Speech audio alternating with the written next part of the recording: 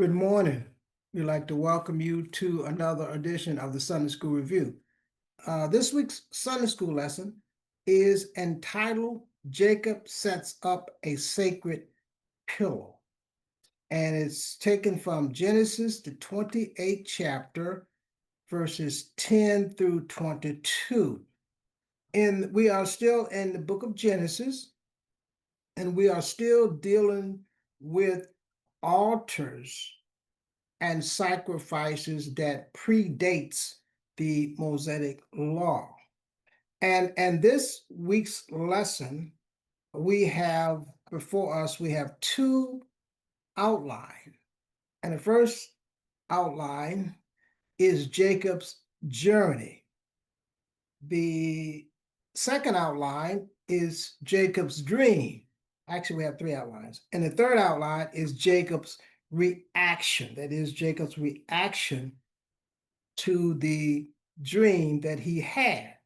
And in our first outline, we have Jacob's journey. Now, in the 28th chapter of Genesis is where our lesson comes from. It starts at verse 10. But we're going to look at a couple of verses before we get to verse 10 to kind of set the stage up here. And in verse 1 of 28, it says, "And Isaac called Jacob and blessed him and charged him and said unto him, Thou shalt not take a wife of the daughters of Canaan." And verse 2 is, "Arise and go to Pandaram." Rise and go to Pandaram and take a wife there. Now, as I said, this is the main character in today's lesson is Jacob. So his father, that was his father, Isaac was his father, and he was going to he blessed him. It said he blessed him and charged him to go to Pandaram. And it says Isaac, verse 5, Isaac sent Jacob away, and he went to Pandaram unto Laban, the son of Bethuel of Syrian, the brother of Rebekah. So basically, Laban was his uncle. That is, Laban was his mother's brother, Rebekah's brother, his mother's brother. So Laban was his uncle. Now, the reason that Jacob had to flee or had to leave was because of his brother Esau was seeking to kill him, was seeking his life because he had cheated Esau out of his birthright. And now he's taken his blessing because Esau, they were twins. Esau and Jacob were twins. However, Esau were the older, even though they were twins. I mean, they wasn't born at the same time. They were basically born at the same time, but Esau was first out. So Esau was considered the older, even though by a few minutes or whatever, or seconds or whatever, he was still considered the older. And also Esau was Isaac's favorite, whereas Jacob was Rebekah's favorite. Okay, but nonetheless had cheated him out of his blessing. He had the birthright and the blessing. Okay, so for fear of his life, so Jacob was fleeing for his life. He was fleeing for his life, and he was told to flee to Laban, Pandaram. That's where he was going. Now, basically, the lesson is about Jacob has a dream. So basically, while on the run from his brother's wrath, that is Esau wrath, he has a dream. And I think it's in the lesson, it tells us that the journey was about, I believe, 50 miles. And it was the mode of transportation. It was walking. He was walking. And he was alone. I mean, he didn't have a company of people with him, okay? But he was alone. So he was fleeing from his brother's wrath, and in the middle of that, he had a dream. And we verses down to 10, it talks about the journey. It talks about the journey. And well, they couldn't travel. He couldn't travel at night. So, or even if he couldn't continue to work 24 hours a day anyway. So he had to rest at some point. Okay. But this is one of the, as we call it, and now we call it a pit stop. This is one of his stops. And he set up for the night. Let's read in verse 11. Well, actually, it's 10. We'll start at 10. That's where let's start. And Jacob went out from Beersheba, and he went toward Haran. This is verse 10.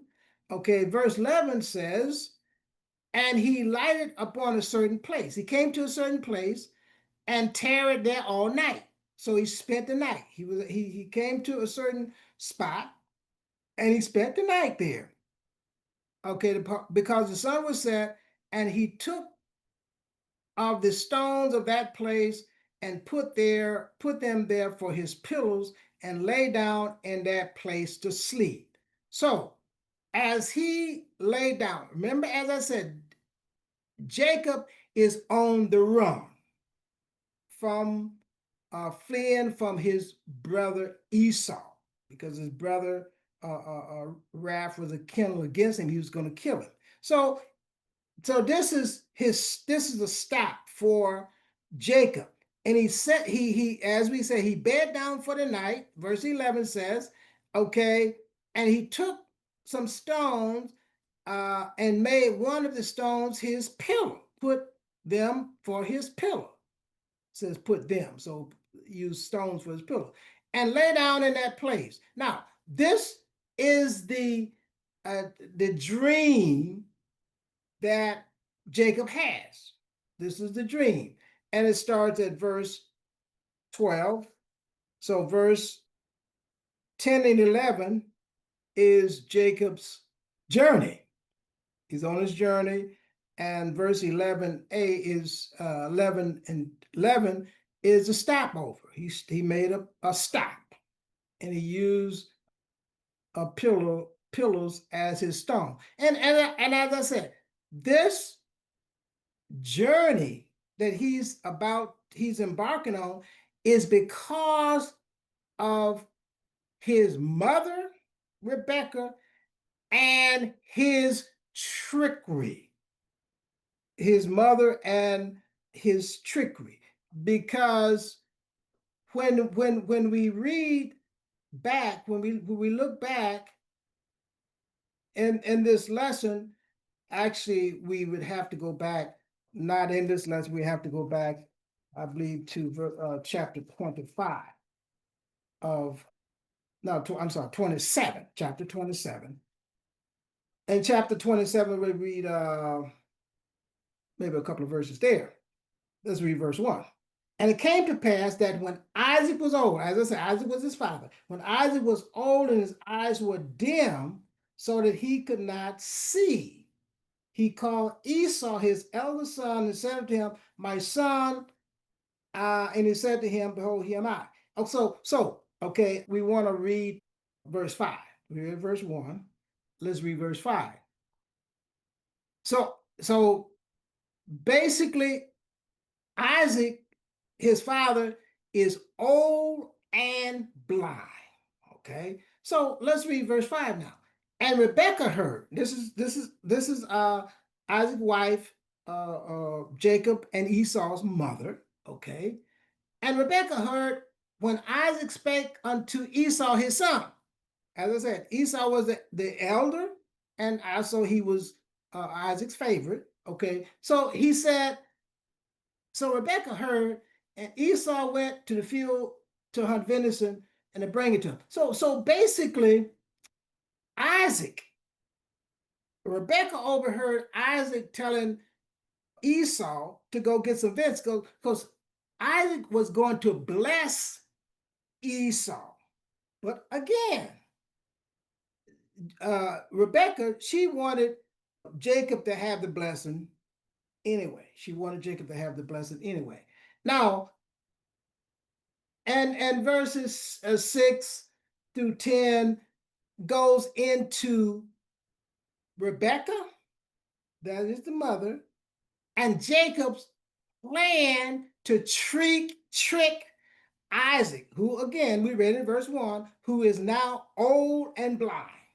So they come up with a scheme to trick Isaac in blessing Jacob and not Esau, who Isaac thought and intended to bless Esau, not Jacob. But we see this scheme. He was old and blind, and that's why Jacob had to leave. It was because of his and his mother's trickery. And now he's out all alone, and we're going to find here the trickery is going to catch up with you. I mean, the whole thing is, in the end, trickery does not pan out. And we're going to see it in this lesson too. It doesn't pan out. Okay, so the dream, the second outline, Jacob's dream, and that's verses 12 through 15. And we're going to start there. This is Jacob's dream. As I said, he's bedding down for the night, and he takes some stones and use as a pillow. And during that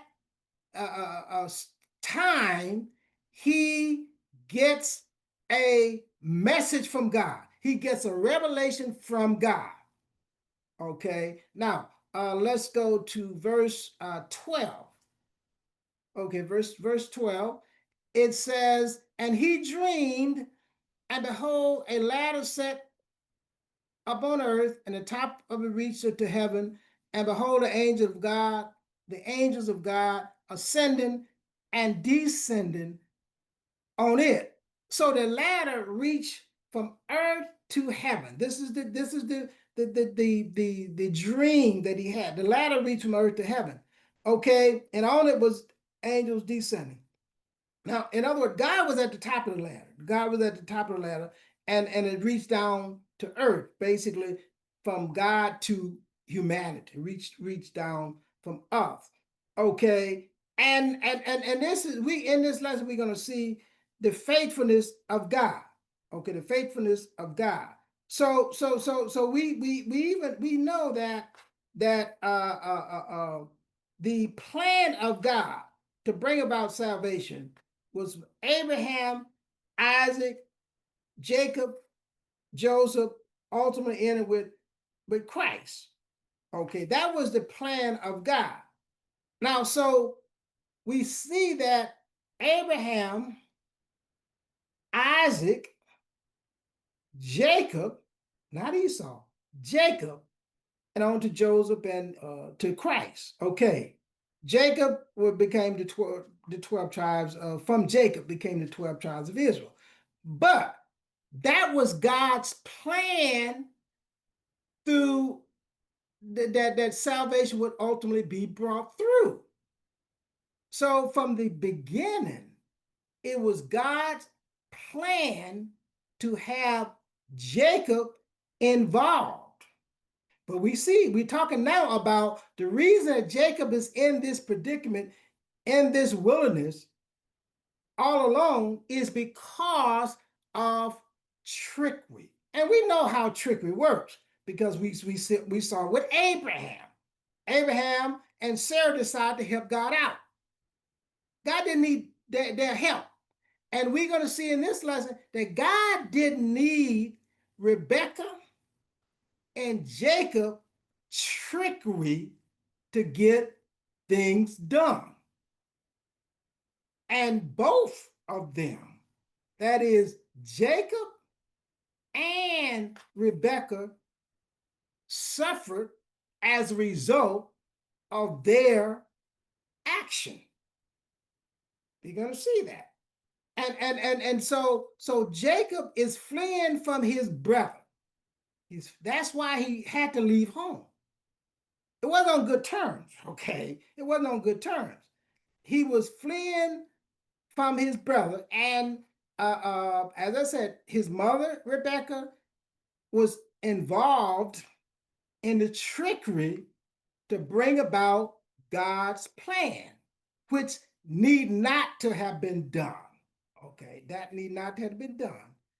Okay, so the fact that we go back to 12 and the angels ascending and descending, okay, meaning that connection. There's a connection. God is at the top of this land. So this is a revelation from God. This is a message from God. And let's look at verse 13. Let's read verse 13. And behold, the Lord stood above it, and he said, I am the God of Abraham, thy father, the God of Isaac, the land whom thou liest. To the will I will give it to thee and to thy seed. Now, again, this is the protection. This is the promise reinstated. This is the promise reinstated to Jacob. Okay, as I said, we see God is at the top of this. Now, when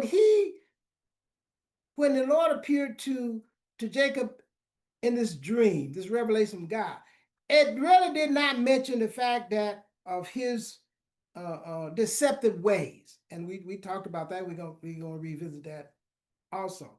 Okay, and he repeats this promise, a covenant that was made to Abraham, to his father Isaac, now to Jacob, the same promise in verse 14. Thy seed shall thou be as the dust of the earth, thou shalt spread abroad to the west, to the east, to the north, to the south, and in thee and all thy seed shall all the families of the earth be blessed. Okay, it's the same promise. It's the same covenant that was given to Abraham, his grandfather, Isaac, his father, and now to Jacob, who is to, as I said, to form the 12 tribes of Israel. Okay, now let's talk more about this. When we let's talk about this here. Jacob's dream. So he's reaffirming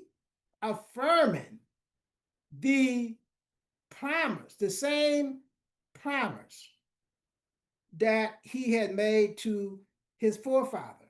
And the fact that God's plan will be carried out.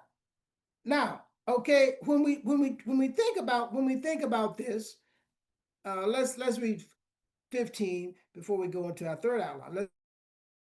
And behold, I will be with thee, I will keep thee in all places where thou goest, I will bring thee again unto this land. So basically, I'm going to bring you back. Okay, that's his promise. Okay, verse 15b, for I will not leave thee until I have done that which I have spoken to thee of. Okay, so God is confirming to Jacob that just as I was with Abraham, just as I was with your father, I will be with you. Okay. Now, if you think about, let's go back to let's see, I think it's the Genesis 25 and 23. Let's go to 25 and 23. And let's talk about the trickery here. 25 and 23. 25 and 23. Okay. And let's just briefly scan over verse 20, let's see, 20, 21. Okay, talking about Isaac and his wife, which is Rebekah. and Rebekah was conceived. Now that's when Rebekah had conceived. And verse 23, Lord said unto her, he's talking to Rebekah, two nations are in thy womb, and two manner of people shall be separated from thy bowels, and one person shall be stronger than the other, one people shall be stronger than the other people, and the elder shall serve the younger. Who is that talking about? Talk about the two twins. Esau, which was the oldest or the elder, and the younger being Jacob. So this is, it said, the Lord said unto her. So the Lord had already revealed to Rebekah somehow or another that, let's read 23 again, that one people shall be stronger than the other, and the elder, which is again Esau, shall serve the younger, which is Jacob. So God had already proposed or purposed that Jacob would get the blessing. Okay, so when we go back to the lesson where we read, I think it was what was it, 27, when well, it was actually 27 and 5. When Rebekah heard, now again, Rebekah had already been told that it would be Jacob that would receive the blessing. That's who the promise was going to come through. God had already decided that. So why would Rebekah and Jacob come up with a scheme to steal the blessing when God had already said that it would be Jacob who would receive it? So that was unnecessary. Okay, let's go back there. And secondly, Esau had already sold out his birthright to Jacob anyway. Now, yes, Jacob saw that Esau was in a vulnerable position. He was hungry and greedy, and he took advantage of him. Yes, because if you were in Esau position, you said, "Man, I ain't gonna give you my birthright for some stew." That's what he did. So the Lord knew Esau didn't value his birthright, but still Jacob took advantage of him because he could. So the two things going. Esau had already sold his birthright. Okay, that's number one. And God had already said that it would be Jacob who would be the one that the blessing would go through, because the said the elder would serve the younger. So when Rebekah heard that Isaac, who was old and blind, was getting ready to bless Esau, she felt a need to intervene. And we talked about it with Abraham. We know when you intervene, nothing good gonna come of it. Okay. Okay, so Rebekah and Jacob took upon themselves to help God out in carrying out his plan. And God don't need any help. God did not need any help. You ask me, well, how was God going to do it how was God going to do it? I don't know. That's above my pay grade. That's up to God to figure out how it's going to get done. But he don't need your help. Clearly. That I know. God don't need your help to figure out how he's going to do it. But they did it. Okay. And as I said, he had to flee from his home, and also Jacob was Rebekah's favorite son. And it is purported, history says, she never saw him again. She never laid eyes on him again. Your favorite son leaving home, never to see him again. All because they wanted to help God out, perform trickery to get God to bless the right one. Well, God, you're going to mess this up. God, you going to, because Isaac is old and blind. He's getting ready to bless Esau. What would have happened? I don't know. God knows. Because God already said that the elder would serve the younger. He already said that. How is he going to do it? I don't know. But they thought it was best for them to get involved and help God out in this endeavor. And which, as I said, nothing good come out of that when you take matters in your own hand and try to force God's hand. Okay, so so that's why he was on the run. But it was not necessary for Rebekah and Jacob to get involved in this thing, and that's why he was out there. But still, God made this promise, this covenant to Jacob, that I will be with you. Now, if you think about this, and this is not in our lesson today, Jacob still didn't get the victory in this. Now, and it's going to probably come up in a lesson before. And when Jacob really got the victory is when he wrestled with the angel. Okay, because in that scenario, Jacob and Esau, his brother, was coming to meet up. And the scripture said Esau was coming to meet Jacob with, I don't know, for 200 fighting men or a bunch of fighting men. Now, when it said fighting men, that means soldiers. And soldiers are trained for battle, for war. Okay? So Esau was coming to meet Jacob with fighting men. And Esau was still trying to maneuver around. He sent Esau presents and all of this. All Esau had was, Jacob had with him was women and children.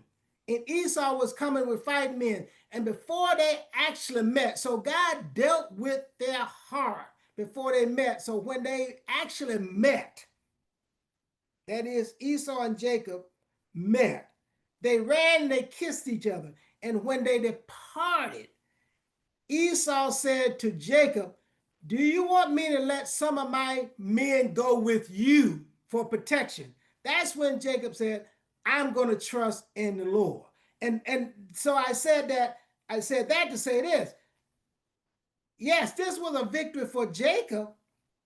And when God promised to protect him, but Jacob wasn't 100% sold even after that.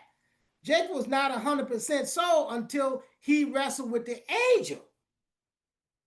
And they met, and their reunion was a successful. And then Jacob decided, I'm going to trust in the Lord. So Jacob was still didn't have complete 100% trust in the Lord.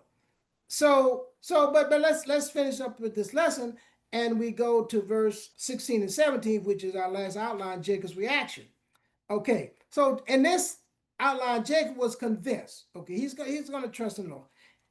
It says in Jacob 16, Jacob awakened out of his sleep and said, surely the Lord is in this place, and I know it, and I knew it not. And verse 17, he was afraid and said, how dreadful is this place? This is none other than the house of God. And this is the gate of heaven. So Jacob Jacob was convinced, okay, of the Lord's protection, and he worshiped God. And this is verse 18. And Jacob rose early in the morning and took the stone that he had put for his pillow and set it up as a pillows and set it up as a pillar. Verse 18, it poured oil on it, and it called the name of the place Bethel, but the name of that city was called Luz at first. So the name of the place was changed from Luz, L-U-Z, to Bethel, which means the house of the Lord. So this was an altar that Jacob erected to worship God, and as a result, the third outline is Jacob's vow. And Jacob vowed a vow saying, if God be with me, that was the first thing. If God be with me, and will keep me in this way, and I go, I will give me bread to eat, raiment to put on, and I come again to the house, to my father's house in peace. Verse 21, then shall the Lord be my God. 22, and this stone which I have set for a pillar shall be God's house. And all of that thou shalt give me, I will surely give a tenth unto thee. So Jacob makes an altar and vows to God for his safe travel. He making a vow to God and asks for his safe travel and return. So when, even though Jacob was out in the wilderness all alone, God, as I say, even though he had performed trickery, God still assured him that he's still part of God's divine plan. Jacob was still part of God's divine plan. And in the end, as I said, not with this lesson, in the end, Jacob finally gets the victory when he wrestled with the angel. So God still had him in his plan. And when God appeared to him in the dream, he really didn't mention anything about the trickery that he had done. So God is faithful. God was faithful to his plan. God had a plan. And like I said earlier, there was no need for Rebekah and Jacob to engage in trickery. And there's no need for us to engage in trickery. When God said God is able to carry out his plan, irregardless of our action. And yes, there was some trickery going on, but the blessing was intended for Jacob anyway. And as I said, Rebekah had been told that. And again, secondly, Esau had already sold out because he didn't value what he had. But there was still no reason to take advantage of his brother. And as a result, they paid the consequences. Jacob was out there all alone. But God did reassure that I will be with you. And again, as a result of Rebekah's involvement in the trickery, her favorite son, that is Jacob, when he left home, it reports that she never laid eyes on him again. And obviously that was the consequences. For every action, there's a consequence. So that was the consequences of their doing, and it was not needed. And we don't need to help God carry out his divine plan. God is fully capable. Again, as I said, how was God going to do it? I don't know. That's above my pay grade. And that's our lesson today. We'd like to thank you for watching. We ask you to join us next week for another edition of the Sunday School Review. Thank you.